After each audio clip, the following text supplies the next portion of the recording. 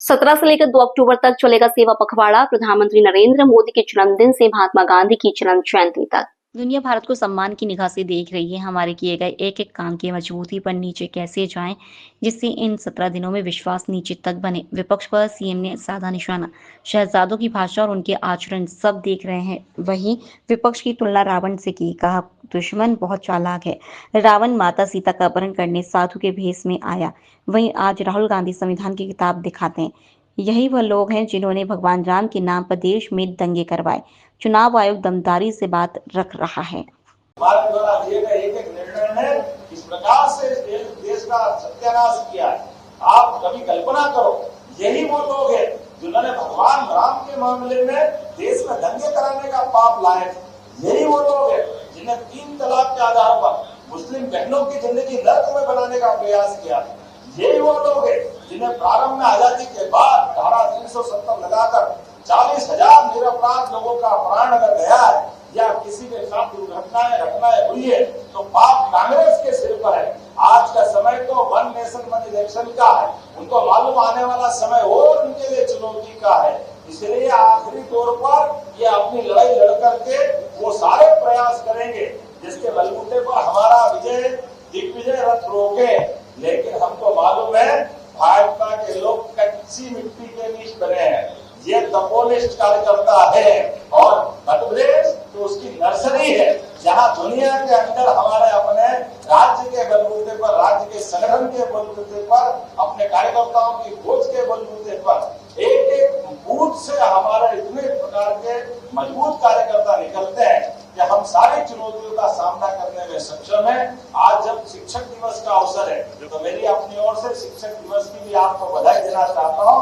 ये 5 सितंबर का दिन हमारे लिए दादापल्ली सर्वपल्ली राधाकृष्णन जी के जन्म जयंती का भी दिन है, लेकिन उससे बढ़कर के महत्व है।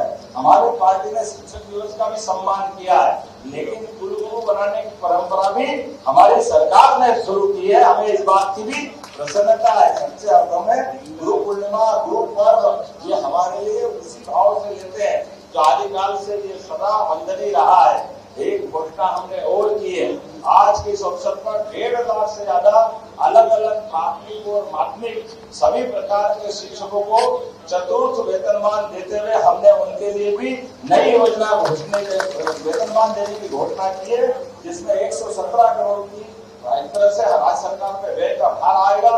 लेकिन मुझे इस बात को बोलते हुए भी अच्छा लगेगा, पहली बार हमारे स्कूल शिक्षा विभाग ने अपने 12th बोर्ड में पिछले 15 साल का रिकॉर्ड तोड़ा। इतना अच्छा रिजल्ट उन्होंने दिया, जोरदार अभिनंदन करें। जिसके बलबूते पर यूपीएससी से लगाकर के सभी प्रकार की व्यावसायिक परीक्षाओं में सर्वाधिक आंकड़ा हमारे स्कूली शिक्षा से निकलने वाले बच्चों का है। ये हमको ये गौरव दे रहे हैं। जब हम स्कूल शिक्षा में की बात कर रहे हैं तो सान्नीपनी विद्यालय के माध्यम से हमको मालूम है केजरीवाल ने बेवकूफ बना करके स्कूल की बात करके कहां से कहां चले गए, लेकिन आकर के दुनिया के लोग देखे कि सान्नीपनी विद्यालय किस प्रकार से बने, वाकई वो मानव रूप बना है। एक बार जोरदार अभिनंदन करें आपने जो आसपास बनने वाले ये नए शिक्षा के मंदिरों के बलबूते पर। और इसी प्रकार से समान रूप से रोजगार परक व्यवस्थाओं को लेकर भी हमारी सरकार लगातार काम कर रही है। और रोजगार परक व्यवस्थाओं के आधार पर अब अपने आज अंदाज लगा लो